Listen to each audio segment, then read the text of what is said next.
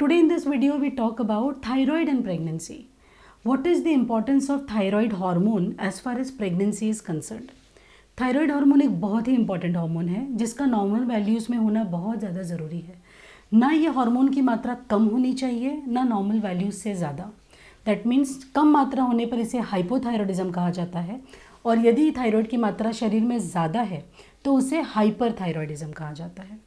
Hypothyroidism मतलब thyroid का कम मात्रा में शरीर में होना ज़्यादा कॉमन है, काफ़ी कॉमन है. Rather nearly 96%, 95 to 96% cases hypothyroidism thyroid hormone की कमी के पाए जाते हैं. हार्डली 3 to 4% केसेस ही ऐसे होते हैं जिनमें थायराइड हार्मोन शरीर में ज़्यादा होता है, that is hyperthyroidism. But in both the conditions it is not good for pregnancy. यदि thyroid hormones not in the range है, स्पेशली हाइपोथायरॉयडिज्म जो बहुत कॉमन है, it is related to subfertility. वो अंडे की क्वालिटी को अफेक्ट करेगा एंड समटाइम्स फीमेल में find it difficult to conceive. PCOS patient जो पॉलीसिस्टिक ओवरी के बारे में हमने कई वीडियोस भी बनाए हैं और ज़्यादातर पेशेंट पीसीओएस डिसीज़ के बारे में जानते हैं क्योंकि ये बहुत कॉमन डिसीज़ है नाउअडेज. पीसीओएस पेशेंट में नियरली 30 to 40% वेमेन में थायराइड की डेफिशिएंसी पाई जाती है.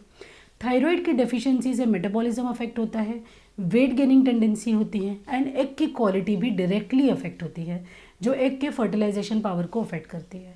So women with thyroid problems will suffer a fertility issue, maybe a delayed fertility or infertility. So once we have corrected the thyroid, women who was suffering from infertility will get some help. Now let's discuss the second part of it. अगर कोई lady conceive हो चुकी है तो pregnant होने पर हम basic blood test ज़रूर कराते हैं जिसका important content thyroid hormone check करना भी होता है. यदि थायराइड हार्मोन डेफिशिएंट है तो उसका इमीडिएट करेक्शन बहुत ज़्यादा ज़रूरी है. एट द सेम टाइम आपको ये भी समझना होगा कि यदि आपने पहले थायराइड वैल्यूज़ कराए थे और वो नॉर्मल रेंज में थे तो क्या प्रेग्नेंट होने के बाद उन्हें रिपीट कराना ज़रूरी है? Yes, absolutely. बिकॉज नॉर्मली अगर मैं एक अंदाज़ आपको दूँ 0.5 से 5 यूनिट के बीच में थायराइड वैल्यूज़ को TSH वैल्यू को नॉर्मल कंसिडर किया जाता है. पर प्रेग्नेंट होने पर यह रेंज चेंज हो जाता है. Then the normal considered range is between 0.5 to 2.5 to 3. So nearly half of the upper value. Why ये रेंज कम क्यों हो गई है? ये अपर मार्जिन 5 से 2.5 पर क्यों आ गई है? Because once the lady conceives she needs a greater thyroid hormone in her body to continue with conception and grow the baby. So in nutshell if I can say thyroid hormone की requirement body में nearly develop हो जाती है जब lady conceive करती है. So a lady who had a value of 4.5 pre-pregnancy will be considered normal. But pregnant होने के बाद हम जानते हैं कि TSH वैल्यू को हम 2.5 से कम रखना चाहते हैं.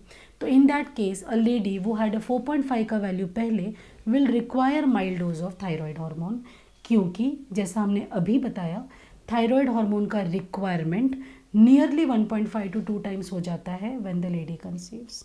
और अगर हम इस करेक्शन को नहीं करेंगे तो क्या नुकसान होगा? काफ़ी नुकसान हो सकता है. Firstly metabolism will get affected and it can affect babies growth. Embryo की ग्रोथ में दिक्कत आ सकती है जिस वजह से समटाइम्स फीमेल्स को मिसकैरेज सफ़र करना पड़ सकता है. इसके अलावा थायराइड हार्मोन का डायरेक्ट इफेक्ट बेबी के ग्रोथ से होता है. अगर थायराइड हार्मोन डेफिशिएंट है तो रिस्क ऑफ मिसकैरेज बढ़ जाता है. इसके अलावा thyroid is again directly responsible for babies brain growth.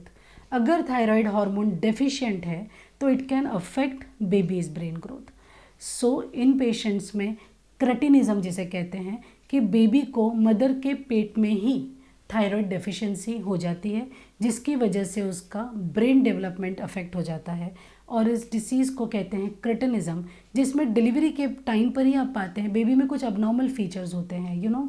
Flat face होता है, फ्लैबी सी बॉडी होना, थिक टंग का होना और over the time we see कि बेबी का माइलस्टोन भी डेवलपमेंट स्लो होता है because it affects to certain extents babies brain growth. Hence we understand that for a good baby growth overall and baby's good brain growth, thyroid hormone in normal quantum is very very much important. So doing a thyroid test and following your doctor's advice has to be done. कुछ patients में ये myth पाया जाता है कि हमने thyroid medicine खाई और follow blood report doctor advice करते हैं टू चेक कि क्या आपका थायराइड वैल्यू नॉर्मल रेंज में आ गया।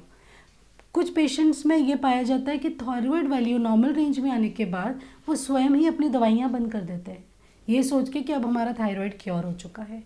ये बिल्कुल गलत है। आपको ये समझना है कि जो मेडिसिन हम दे रहे हैं वो 24 आवर्स ही काम करती है। क्योंकि आप वो मेडिसिन खा रहे हैं इसलिए वो आपका वैल्यू नॉर्मल आया हुआ है।